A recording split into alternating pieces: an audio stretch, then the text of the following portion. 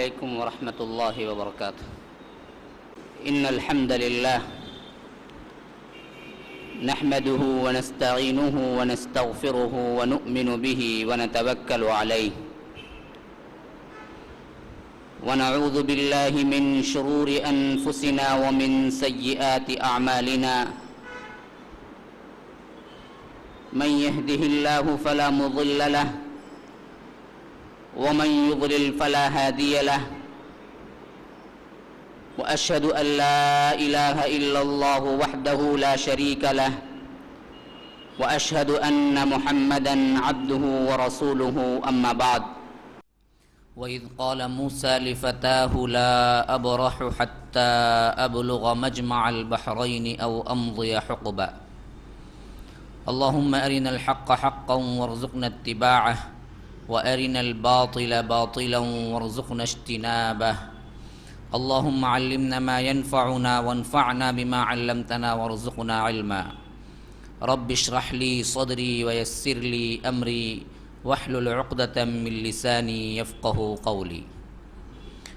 برادران اسلام، واجب الاحترام بزرگوں، دوستوں اور عزیز ساتھیوں، لائق احترام ماؤں اور بہنوں، اللہ تبارک و تعالیٰ کے فضل و احسان سے ہم حضرت موسیٰ علیہ السلام کی سیرت مبارکہ کا مطالعہ کر رہے ہیں۔ ان میں گزشتہ کے اسباق میں فرعون سے دو ٹوک بات اور جادوگروں سے مقابلہ، پھر وہاں سے بنی اسرائیل کو لے کر نکلنا، پھر اللہ تعالیٰ نے انہیں ایک بستی کی طرف اشارہ کیا کہ یہاں جا کے لڑو۔ اس سے ان لوگوں نے گویا کہ بزدلی دکھائی، تو اللہ تعالیٰ نے ایک عذاب کے طور پر انہیں کہہ دیا کہ محرمۃ علیہم 40 سنہ، 40 سال تک تمہارے لیے کوئی بھی بستی حرام ہے، یہیں رہو، اسی جنگل اسی صحرا میں رہو۔ روایتوں میں آتا ہے کہ یہ میدان تیہ تھا جس میں 40 سال گزارے۔ آکے بعد میں معافیاں مانگے، حضرت موسیٰ سے دعا کی درخواست کی، تو اللہ تعالیٰ نے یہ رحم کیا کہ انہیں رہنے کے لیے آسمان سے چھت کے طور پر ابر کو کر دیا اور کھانے پینے کے لیے من سلوا کو اتار دیا، اور پانی کی ضرورت پڑی تو کیا ہے، اللہ تعالیٰ نے حکم دیا کہ ایک پتھر پہ تم عصا مارو، وہاں سے 12 چشمے پھوٹ نکلے۔ فَاضْرِبْ بِعَصَاكَ الْحَجَرَ مِنْهُ 12 عَيْنًا۔ 12 قبائل تھے، بڑے بڑے قبائل، ان تمام کے لیے ایک ایک الگ الگ گھاٹ بن گیا پانی کا۔ اب اسی اثنا کے اندر روایتوں میں آتا ہے کہ حضرت موسیٰ کی وفات ہوئی ہے۔ گویا بعینہ اسی طرح جس طرح حضرت ابو بکر کی خلافت میں اور حضرت عمر کی خلافت میں، پھر حضرت عثمان غنی کی خلافت میں مکمل طور پر سلطنت اسلامیہ کے وہ جو بڑے بڑے مراکز ہیں، قیصر و کسریٰ مغلوب ہوئے ہیں اور پوری دنیا تک گویا سلطنت اسلامیہ قائم ہوئی ہے، اللہ کے رسول صلی اللہ علیہ وسلم کی وفات کے بعد۔ بعینہ ہی اسی طرح بنی اسرائیل کا معاملہ ہے کہ حضرت موسیٰ کی زندگی میں تو بیت المقدس فتح نہیں ہوا، اور حضرت موسیٰ کو بڑی تمنا تھی، اور اسی شہر کی طرف انہیں کیا ہے حکم دیا گیا تھا کہ تم لڑو نکلو، لیکن یہ بزدل قوم کیا کی، لڑنے سے انکار کرتی، جس کی وجہ سے عذاب کے طور پر انہیں کیا کر دیا گیا کہ اس کو حرام کر دیا گیا 40 سال تک۔ اب جو 40 سال بعد آئے، جو بچے تھے وہ جوان ہو چکے تھے، جو جوان تھے وہ بوڑھے ہو کے مر گئے تھے، تو ایک نئی نسل تیار ہوئی، ایک نئی جیل تیار ہوئی، تو وہ لوگ پھر جہاد کے جذبے سے اٹھے ہیں۔ پھر اللہ تعالیٰ نے حضرت موسیٰ کے بعد بیت المقدس کو کیا کیا، ان کے خلیفہ یوشع ابن نون، کالب ابن یوحنا، یہ 2 لوگ ہیں جو حضرت موسیٰ کے شاگرد ہیں۔ بعینہ یہی مرتبہ و مقام ہے جس طرح اللہ کے رسول صلی اللہ علیہ وسلم کے بعد حضرت ابو بکر صدیق اور حضرت عمر کا مقام تھا. بعینہ اسی طرح ان کے شاگردوں میں، ان کے حواریین میں یہ دو لوگ ہیں، ایک ہیں یوشع ابن نون، ایک کالب ابن یوحنا.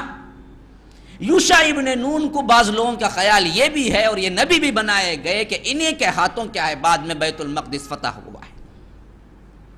تو حضرت موسیٰ کے یہ میدان تیہ میں رہنے کے جو زندگی ہے اس کے متعلقہ بعض اور بھی قصص ہیں جو قرآن ذکر کرتا ہے، جو بقیہ جات بچ گئے ہیں. اب میں ان کو بیان کرنے کی مختصراً ہیں تو طویل، اور اس میں بڑے نکات ہیں، بڑے نصائح ہیں، بڑے نصیحت ہیں، بڑے موعظت ہیں.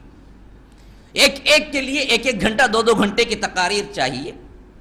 لیکن کیا ہے یہ سیرت موسیٰ کے اندر، تاکہ ایک جامعیت کے ساتھ آپ لوگوں کے سامنے ہر بات آ جائے، اس وجہ سے میں اس کا ذکر کر دے رہا ہوں. جب یہاں پر معاملہ تھا بنی اسرائیل کا تو ان کے اندر ایک مسئلہ پیدا ہوا. ایک مرتبہ یہ ہوا کہ ایک بہت بڑا سرمایہ دار تھا، مالدار تھا، اولاد تو کوئی نہیں تھی، بھتیجا تھا اس کا ایک. اب اس نے یہ سوچا کہ اگر میں انتظار کروں اس کی موت کا کہ پتہ نہیں کب مرے، کتنے سال انتظار کرنا پڑے، مرے گا تو مجھے ہی آئے گا مال. تو اس وجہ سے اس نے یہ کیا کہ اس کو قتل کر دیا. قتل کر کے کیا کیا کہ کسی اور کے دروازے پہ لا کے لاش کو ڈال دیا تاکہ معلوم نہ ہو، اور خود مدعی بن کے چیخنے لگا کہ میرے چچا کو کسی نے قتل کر دیا ہے، میرے چچا کو کسی نے قتل کر دیا ہے. اب معاملہ بڑھتا بڑھتا حضرت موسیٰ کے پاس آیا. کیا کیا جائے؟ کون قاتل کسے معلوم ہے؟ اب حضرت موسیٰ نے کہا کہ میں اللہ تعالیٰ سے بات کرتا ہوں، اللہ تعالیٰ سے پوچھتا ہوں، اللہ تعالیٰ سے حکم لیتا ہوں. سورہ بقرہ میں اس کا واقعہ آیا ہے، یاد رکھ لیجئے. اسی سے بقرہ بھی نام ہے. بقرہ کہتے ہیں گائے کو، اور یہ گائے کا قصہ یہاں پر ہے حضرت موسیٰ کی قوم کے سلسلے میں. اسی سے سورہ بقرہ میں بقرہ نام پڑا ہے، ورنہ کل تو گائے کے احکامات نہیں ہیں اس میں. ایک قصہ ہے گائے کا جو حضرت موسیٰ کی قوم میں پیش آیا تھا، اور اسی سے اس نام کو رکھ دیا گیا بقرہ. وَإِذْ قَالَ مُوسَىٰ لِقَوْمِهِ، تو اللہ تعالیٰ نے کہا موسیٰ کے ذریعے کہ تمہیں ان تذبحوا بقرہ، ایک گائے ذبح کرنی ہے. اب انہوں نے کہا کہ اے موسیٰ کیا تم مذاق کرتے ہو؟ اتتخذنا ہزوا، ہم کہتے ہیں ایک بندہ قتل ہو گیا ہے، قاتل کون ہے پتہ نہیں ہے، اور بھتیجا خود مدعی بن کے آیا ہے کہ کون قاتل ہے. آپ کہہ رہے ہیں کہ گائے کو ذبح کرو، اور قاتل کو اور گائے کو کیا تعلق ہے؟ اتتخذنا ہزوا، کیا تم مذاق کرتے ہو؟ حضرت موسیٰ نے کہا کہ اعوذ باللہ ان اکون من الجاہلین، کہ کیا بات کر رہے ہو تم بدبختو، نبی سے بات کر رہے ہو، اور نبی تھوڑی مذاق کرتا ہے دین کے معاملے میں. یہ کیسے سمجھ لیا؟ کہ مجھے جاہل سمجھ رکھا ہے تم؟ میں پناہ مانگتا ہوں کہ جاہلوں کی سی باتیں کروں. یاد رکھ لیجئے دین کے مسئلے میں آپ مذاق کرنا، دین کے مسئلے کو حقیر سمجھنا، دین کے معاملے کو کم تر سمجھنا مسلمانوں کا شیوا نہیں، جاہلوں کا شیوا ہے. اچھی طرح ذہن میں رکھ لیجئے. ادنا سے ادنا مسئلہ ہو، خواہ آپ کی سمجھ سے بڑا تر مسئلہ ہو، لیکن دین کا معاملہ جب ہے، یاد رکھ لیجئے مذاق کو چھوڑ دینا ہے، ہمتن متوجہ ہو جانا ہے، سنجیدگی اختیار کر لینی چاہیے. یہ ایمان والوں کا مسئلہ ہے. منافقین کا کیا ہے؟ اسی کو مذاق بنا لیتے ہیں، اسی کو مذاق بنا لیتے ہیں. دین کے معاملے میں اور احکامات میں مذاق کرنا حتیٰ کہ کیا ہے کفر تک پہنچ جاتا ہے. قل اباللہ وآیاتہ ورسولہ کنتم تستہزئون لا تعتذروا قد کفرتم بعد ایمانکم. تم اللہ کے ساتھ، اس کے رسول کے ساتھ، اس کی کتاب کے ساتھ مذاق کرتے تھے، آج تمہارے لیے کوئی عذر نہیں ہوگا جہنم کے علاوہ، کیونکہ تم نے ایمان لانے کے بعد کفر کیا ہے. ایمان لانے کے بعد کفر کیسے ہوا؟ دین کے معاملے میں مذاق کر دینا، جہنم کا کبھی مذاق اڑا دینا، جنت کا کبھی مذاق اڑا دینا. جیسا ہم کو معلوم ہے جنت کی حقیقت، لیکن دل کو بہلانے کے لیے غالب یہ خیال اچھا ہے، غالب نے کہہ کے چلے گئے. حقیقت ہم کو معلوم ہے، دل کو بہلانے کے لیے ایک حقیقت ہے. کیا ہے جنت وغیرہ سب دیکھ، کون تبھی دیکھا کیا جی، سال ہوا تم بھی آیا کیا؟ بولا کیا؟ دین کے معاملے میں مذاق کفر ہے، یاد رکھ لیجیے۔ جنت اور جہنم کے بارے میں مذاق اڑانا، احکامات کے بارے میں مذاق اڑانا، کوئی پردہ پہنتی ہے، کوئی باپردہ حجاب والی، ارے یہ تو پرانے زمانے کی بھائی، پرانی روح ہے اس کے جسم میں، ہاں یہ بھی کہتے۔ داڑھی کا مذاق اڑانا، دین کے معاملے میں مذاق، یاد رکھ لیجئے کفر تک پہنچا دیتا ہے بندے کو۔ اسی وجہ سے حضرت موسیٰ نے کہا کہ اعوذ باللہ ان اکون من الجاہلین، بدبختو کیا بات کرتے ہو، نبی سے بات کر رہے ہو، نبی دین کے بارے میں مذاق کرے گا تمہیں؟ تم نے حکم پوچھا تھا، حکم بتلایا گیا کہ تمہیں گائے ذبح کرنی ہے۔ اب تو دیکھیے اصل میں مسئلہ یہ تھا، ان لوگوں کا گائے کے سلسلے میں بڑا اعتقاد تھا، آج کا نہیں ہے یہ، آج بھی ہے نا ایک قوم جو اس کی نجس کو بھی اٹھا کے کیا کرتی ہے، تبرکاً سر پہ ڈال لیتی ہے۔ بدبختی جب چھاتی ہے نا انسان پہ، اسی طرح کام کیا کرتے ہیں لوگ۔ تو آج بھی یہی مسئلہ ہے، اس زمانے پہ بھی یہ مسئلہ تھا، مقدس سمجھا جاتا تھا اور اس کو پوجا جاتا تھا۔ تو ان لوگوں کے دل میں ابھی تک وہ اہمیت باقی تھی، گویا اللہ تعالیٰ نے یہ انتظام کیا کہ دو کام بیک وقت ہو جائیں، ایک تو ان کا مسئلہ بھی حل ہو جائے، ان کے دلوں کے اندر سے وہ گائے کی اہمیت بھی ختم ہو جائے، ان کو ذبح کرنے کا۔ اب یہ تو ٹال مٹول کرنے لگے، پوچھنے لگے کیسے ہو، رنگ کیسی ہو، کون سی گائے ہے، کہاں جائے لینے، وہ کیا ہل بھی جوتتی ہے یا نہیں، آ کر بالکل کیا ہے وہ الگ رہنے والی ہے، آرام پسند ہے، کیا ہے اس کی جوانی ہے یا بوڑھی ہو، اس طرح کے کئی سوالات کرتے چلے گئے، اور ان میں کیا ہے جگ کرتا چلا گیا شریعت بھی۔ یاد رکھ لیجئے اس میں اہم مسئلہ یہ ہے کہ جب بھی کوئی مسئلہ بتلایا جائے آپ کو کرتے رہنا چاہیے، خواہ مخواہ ڈال کے اس میں بال کی کھال نہیں نکالنا، خواہ مخواہ ڈال کے کیا نہیں کرنا، آپ اندر کے اندر نکات نہیں بیان کرنا۔ اگر ایسا کرو گے نبی کے سامنے تو یاد رکھ لیجئے خود اپنے اوپر مشقتیں ڈالتے چلو جاؤ گے۔ اللہ کے رسول نے حجۃ الوداع میں اعلان کیا کہ لوگوں دیکھو آج کے بعد سے تم پہ حج فرض کر دیا گیا۔ ایک صحابی نے کہا کہ اللہ کے رسول کیا ہر سال؟ اللہ کے رسول نے منہ پھیر لیا، یہاں سے پھر آئے گھوم کے پھر کہا کہ اللہ کے رسول کیا ہر سال؟ پھر اللہ کے رسول نے منہ پھیر لیا، وہاں سے گھوم کے آگے پھر کہا کہ اللہ کے رسول کیا ہر سال؟ اللہ کے رسول کو شدید غصہ آ گیا، کہا کہ اگر میں ہر سال کہہ دوں تو ہر سال کرنا پڑے گا تمہیں، کیوں خواہ پوچھ کے تم تشدد ڈال لیا کرتے ہو، مشقتیں ڈال دیا کرتے ہو؟ جب بتایا گیا کہ حج فرض ہے تو زندگی میں ایک بار فرض ہے صرف۔ نبی سے خواہ سوال کرنا کیا ہے؟ اپنے اوپر تکالیف کو ڈال لینا ہے، یہی بدبختی تھی ان کی۔